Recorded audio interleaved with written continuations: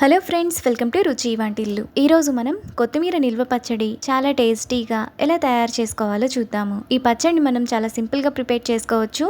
వేడివేడి అన్నంలో నెయ్యి వేసుకుని తింటే చాలా బాగుంటుంది. సో లేట్ చేయకుండా వీడియోలోకి వెళ్ళిపోదాం.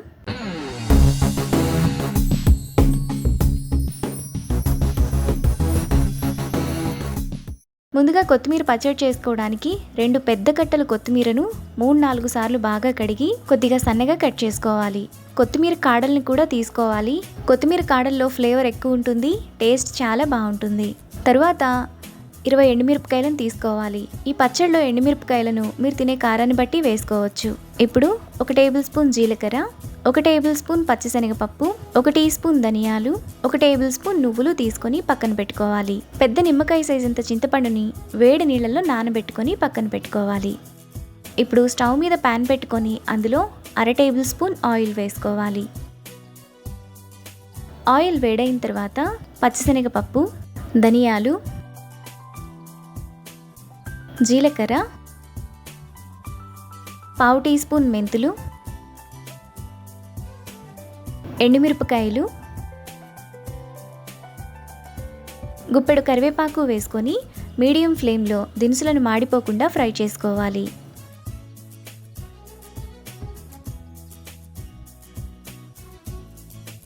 దినుసులన్నీ ఈ విధంగా వేగిన తర్వాత నువ్వులు వేసుకొని ఒకసారి కలుపుకోవాలి.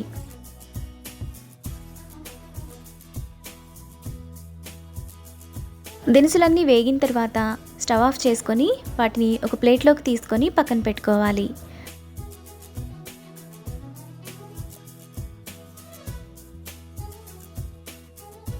ఇప్పుడు అదే ప్యాన్లో మరో టేబుల్ స్పూన్ ఆయిల్ వేసుకోవాలి.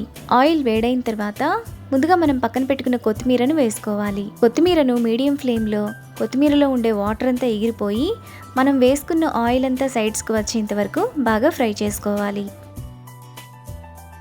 కొత్తిమీర ఈ విధంగా బాగా వేగిపోయి ఆయిల్ అంతా ఇలా బయటికి కనిపిస్తున్నప్పుడు స్టవ్ ఆఫ్ చేసుకొని కొద్దిగా చల్లారనివ్వాలి. తర్వాత మిక్సీ జార్లో ముందుగా మనం ఫ్రై చేసుకున్న ఎండుమిరపకాయలు, దినుసులు, టేస్ట్కి తగినంత ఉప్పు, 10 వెల్లుల్లి రెబ్బలు వేసుకొని మెత్తగా మిక్సీ వేసుకోవాలి.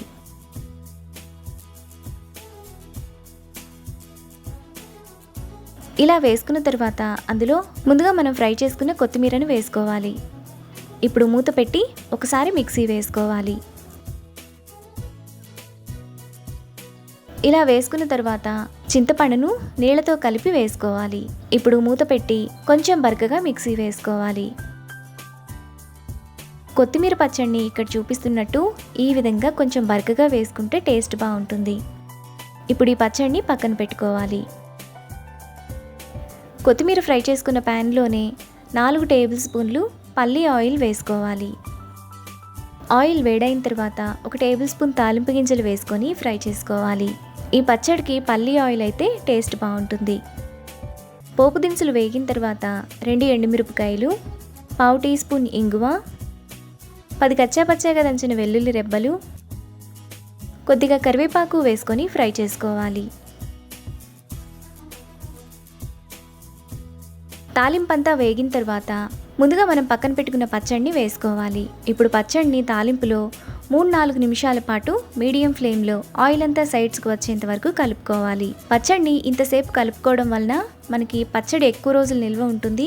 పచ్చడిలో ఏదైనా తడి ఉన్నా పోతుంది. మనకు చాలా టేస్టీగా కొత్తిమీర పచ్చడి రెడీ అయిపోయింది. ఇప్పుడు ఈ పచ్చడి చల్లారిన తర్వాత ఏదైనా ఎయిటెడ్ గ్లాస్లో స్టోర్ చేసుకుంటే మనకు 15 రోజుల పాటు నిల్వ ఉంటుంది. ఇప్పుడు ఈ పచ్చడిని వేడివేడి అన్నంలో నెయ్యి వేసుకొని తింటే ఎంతో టేస్టీగా ఉండే కొత్తిమీర నిల్వ పచ్చడి రెడీ. ఈ రెసిపీని మీరు కూడా ట్రై చేసి మీకు టేస్ట్ ఎలా కుదిరిందో నాకు కామెంట్స్లో షేర్ చేయండి. ఈ వీడియో కనుక మీకు నచ్చినట్లయితే లైక్ చేసి, షేర్ చేసి, సబ్స్క్రైబ్ చేయండి.